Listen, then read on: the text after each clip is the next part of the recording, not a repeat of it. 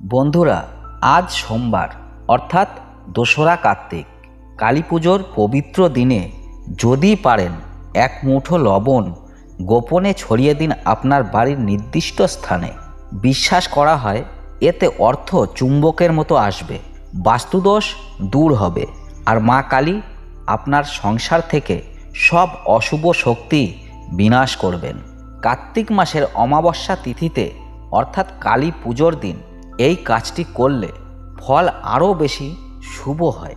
নমস্কার বন্ধুরা, আশা করছি ঈশ্বরের আশীর্বাদে সবাই ভালো আছেন, সুস্থ আছেন। আজ কালী পুজো, যে উৎসবের জন্য আমরা সারা বছর অপেক্ষা করে থাকি। যদিও প্রতি মাসের অমাবস্যা তিথিতেই কালী পূজা হয়, কিন্তু কার্তিক মাসের অমাবস্যা তিথি আলাদা, এর গুরুত্ব ও মাহাত্ম্য অনন্য। এই দিনে প্রতিটি কালী মন্দিরে হয় বিশেষ আরাধনা, যজ্ঞ ও মহাযজ্ঞ। এই দিনেই পালিত হয় দীপাবলি আলোর উৎসব। মন্দির থেকে শুরু করে ছোট বড় সব ঘরবাড়ি, রাস্তাঘাট চারদিক আলোকসজ্জায় ঝলমল করে ওঠে। দীপাবলির রাতের অন্ধকার কেটে যায়, আলোয় ভরে ওঠে চারদিক। মা কালী যেমন অশুভ শক্তির বিনাশ করেন, তেমনি এই দিনে লক্ষ্মী ও গণেশ ঠাকুরের পূজা হয় গৃহে ও ব্যবসা প্রতিষ্ঠানে, সৌভাগ্য, সমৃদ্ধি আর সুখ শান্তির কামনায়। তাই এই দিনটি একদিকে যেমন অশুভ শক্তি বিনাশের দিন, তেমনি অন্যদিকে সৌভাগ্য লাভের দিন। কালী পুজো বছরে একবারই আসে, দীপাবলির গুরুত্ব অপরিসীম। তাই বলবো, এই বিশেষ দিনে মা কালীর পূজা করার পাশাপাশি এই লবণের সহজ উপায়টি অবশ্যই করবেন। অনুরোধ রইল ভিডিওটি শেষ পর্যন্ত মনোযোগ দিয়ে শুনবেন। ভালো লাগলে লাইক করবেন আর কমেন্টে লিখবেন জয় মা কালীর জয়, এবং ভিডিওটি আপনাদের আত্মীয় স্বজন ও বন্ধুদের সঙ্গে শেয়ার করবেন, যাতে তারাও উপকৃত হতে পারেন। এখন আসি মূল পর্বে। এবছর কালী পুজো পড়েছে বাংলা সালের ১৪৩২-এর ২রা কার্তিক অর্থাৎ ২০ অক্টোবর ২০২৫ সোমবার। অমাবস্যার তিথি শুরু হচ্ছে সোমবার 2:57 এবং থাকবে মঙ্গলবার বিকেল 4:26 পর্যন্ত।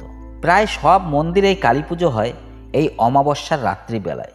দিনভর অনেকেই উপবাস পালন করেন এবং রাতের দিকে মা কালীর আরাধনা শুরু করেন। সারা রাত ব্যাপী চলে যজ্ঞ, পূজা এবং মহাযজ্ঞ। এই দিনে অনুষ্ঠিত হয় মা কালীর বার্ষিক পূজা। তাই কার্তিক অমাবস্যার এই তিথির গুরুত্ব সত্যিই অপরিসীম। এই দিনে মা কালী জাগ্রত হন, অশুভ শক্তি বিনাশ করেন আর ভক্তদের সংসারে আনেন শান্তি ও সমৃদ্ধি। তাই আপনার ঠাকুর ঘরে যদি মা কালীর মূর্তি বা ছবি থাকে, আজকে অবশ্যই লাল জবা ফুল ও লাল চন্দন দিয়ে মায়ের পূজা করবেন। এছাড়াও সম্ভব হলে নিকটবর্তী কালী মন্দিরে গিয়ে পরিবারের মঙ্গল কামনায় মায়ের আরাধনা করে আসুন। মন্দিরের পূজার শক্তি ও প্রভাব ঘরোয়া পূজার চেয়ে বহু গুণ বেশি। তাই অন্তত একবার মন্দিরে গিয়ে প্রণাম করে আসার চেষ্টা করবেন। এবার বলি এই লবণের বাস্তু উপায়টি সম্পর্কে। এটি একেবারে পরীক্ষিত, প্রমাণিত ও ফলদায়ী। বাস্তুশাস্ত্রে বলা হয়েছে লবণ নেতিবাচক শক্তি দূর করে এবং পরিবারের সুখ, শান্তি ও সমৃদ্ধি বজায় রাখে। জীবনের নানা বাধা, কলহ, বিবাদও দূর হয় এই উপায়ে। এই উপায়টি করতে যা লাগবে, একটি কাচের পাত্র নিন, যেমন কাচের বাটি বা ঢাকনাযুক্ত পাত্র। তবে মনে রাখবেন প্লাস্টিকের পাত্র ব্যবহার করবেন না। এই কাচের পাত্রে 4 থেকে 5টি লবঙ্গ রাখুন, যাতে ফুল ও বোটা সমেত থাকে। এর সঙ্গে অল্প লবণ মিশিয়ে তারপর সেটি বাড়ির এমন এক কোণে রাখুন যেখানে কারো নজর পড়ে না। এই উপায়টি করলে পরিবারের অর্থাগম বৃদ্ধি পায়, আর্থিক সংকট দূর হয় এবং সংসারে আসে সুখ, সমৃদ্ধি। লবণের মধ্যে এমন এক বিশেষ শক্তি আছে যা নেগেটিভ এনার্জি বা অশুভ প্রভাব শুষে নেয়। যদি কোনো কারণে আপনার ঘরে বাস্তুদোষ সৃষ্টি হয়ে থাকে বা ঘন ঘন অশান্তি দেখা দেয়, তাহলে এই লবণ ও লবঙ্গের প্রয়োগ সেটি দূর করতে সাহায্য করবে। তবে মনে রাখবেন এই পাত্রটি প্রতি 7 দিনে একবার বদলে নিতে হবে। পুরনো লবণ ও ও লবঙ্গ ফেলে দিয়ে নতুন করে প্রতিস্থাপন করুন। 7 দিন পর যখন আপনি সেই পাত্রটি বদলাবেন, তখন পুরনো লবণ ও লবঙ্গ ফেলে দিয়ে পাত্রটি ভালোভাবে ধুয়ে নিন। তারপরে একেবারে শুকনো করে মুছে নিয়ে আবার নতুন করে লবণ ও লবঙ্গ রাখুন। অনেকের মনে প্রশ্ন আসে, এটা কি শুধু সাদা লবণ দিয়েই করা যায় নাকি সন্ধাব লবণ লাগবে? তাহলে জেনে রাখুন বন্ধুরা, দুইভাবেই করা যায়। আপনি চাইলে সাদা লবণ ব্যবহার করতে পারেন, আবার সন্ধাব লবণ দিয়েও করতে পারেন। তবে বলা হয় সন্ধাব লবণ বেশি শুদ্ধ এবং যে কোনো টোটকা বা বাস্তু উপায়ে আরও বেশি ফলপ্রদ। তবে এর মানে এই নয় যে সাদা লবণ দিয়ে করলে কাজ হবে না। সাদা লবণ দিয়েও কার্যটি সম্পূর্ণভাবে করা সম্ভব। তবে একটা বিষয় মনে রাখবেন, অনেকে পাত্রটি রেখে দেন ঘরের এক কোণে আর পরে ভুলে যান, তাহলে কিন্তু কোনো ফল পাবেন না। এই উপায়টি কার্যকর হবে তখনই যখন আপনি নিয়মিতভাবে প্রতি সপ্তাহে এটি পরিবর্তন করবেন। এখন আসা যাক অমাবস্যা তিথির স্নান সংক্রান্ত বিশেষ নিয়মে। এই দিনে স্নানের বিশেষ গুরুত্ব আছে, তাই খুব সকালে স্নান করুন। যদি সম্ভব হয় গঙ্গা স্নান সর্বোত্তম। তবে যদি গঙ্গা স্নান সম্ভব না হয় তাহলে বাড়িতেই স্নান করুন। স্নানের জলে 1 চামচ সন্ধাব লবণ এবং সামান্য পরিমাণ তিল মিশিয়ে দিন। তারপর সেই জলে স্নান করুন। স্নান শেষে পরিষ্কার কাঁচা পোশাক পরিধান করুন এবং তারপরে মাথা ও শরীরের ওপর গঙ্গা জলের ছিটা দিন। শুধু তাই নয়, বাড়ির প্রতিটি ঘর, উঠোন, বারান্দায় গঙ্গা জল ছিটিয়ে দিন।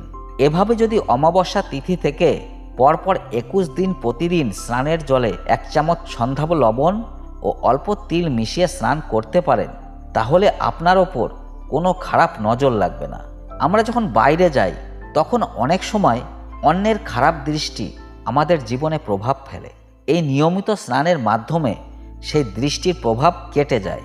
ফলে জীবনে আসবে উন্নতি, অগ্রগতি এবং কোনো বাধাই আপনার সামনে দাঁড়াতে পারবে না। এবার বলি ঘরের নেতিবাচক শক্তি দূর করার আরেকটি সহজ উপায়। 1 বালতি জলে 1 মুঠো সন্ধাব লবণ মিশিয়ে ঘর মুছুন। শেষে সেই জল বাড়ির বাইরে বা উঠোনে ফেলে দিন। সপ্তাহে অন্তত 2 দিন এই কাজটি করুন।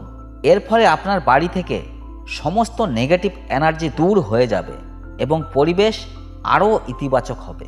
সব শেষে বলি, অমাবস্যার সন্ধ্যাবেলায় বিশেষ লবণ উপায়টি।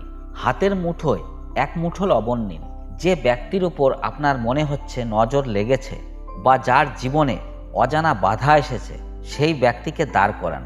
তার মাথার উপর দিয়ে অ্যান্টি ক্লকওয়াইজ দিক অর্থাৎ বাদিক ঘুরিয়ে লবণটি 3 বার ঘুরিয়ে নিন। চাইলে সর্বাধিক 7 বার পর্যন্ত ঘোরাতে পারেন। এরপর সেই লবণ আর ঘরের ভেতরে রাখবেন না। সেই 1 মুঠো লবণ হাতে নিয়ে বাড়ির উঠোনে গিয়ে ফেলে দিন। চাইলে এই উপায়টি বাড়ির প্রত্যেক সদস্যের ওপরেও প্রয়োগ করতে পারেন, একে একে সবার নজর দূর করার জন্য। এই উপায়টি করার সবচেয়ে শুভ সময় হলো অমাবস্যার সন্ধ্যাবেলা। তবে আরও ভালো ফল পেতে চাইলে এর পরের মঙ্গলবার ও শনিবারে টানা 5 বার এই নিয়মটি করুন। বন্ধুরা, আজকের এই বিশেষ পর্ব এখানেই শেষ করছি। আশা করছি ভিডিওটি আপনাদের ভালো লেগেছে এবং উপকারে আসবে। ভালো লাগলে অবশ্যই লাইক, কমেন্ট আর শেয়ার করবেন। আর যদি আপনি আমাদের চ্যানেলে নতুন হন তাহলে সাবস্ক্রাইব করে পাশে থাকবেন। পরের পর্বে আবার দেখা হবে আরও নতুন ও গুরুত্বপূর্ণ একটি বিষয়ের সঙ্গে। ততদিন সবাই ভালো থাকুন, সুস্থ থাকুন। আর কালী পুজোর এই শুভ দিনে যদি মা কালীর পূজা এই ছোট্ট বাস্তু উপায়টি একসঙ্গে করেন, তাহলে দেখবেন সংসারে আসছে সৌভাগ্য, শান্তি আর অফুরন্ত সমৃদ্ধি। তাই বলবো, বিশ্বাস রাখুন, শ্রদ্ধা রাখুন, মা কালী নিজেই আপনাকে পথ দেখাবেন। জয় মা কালী।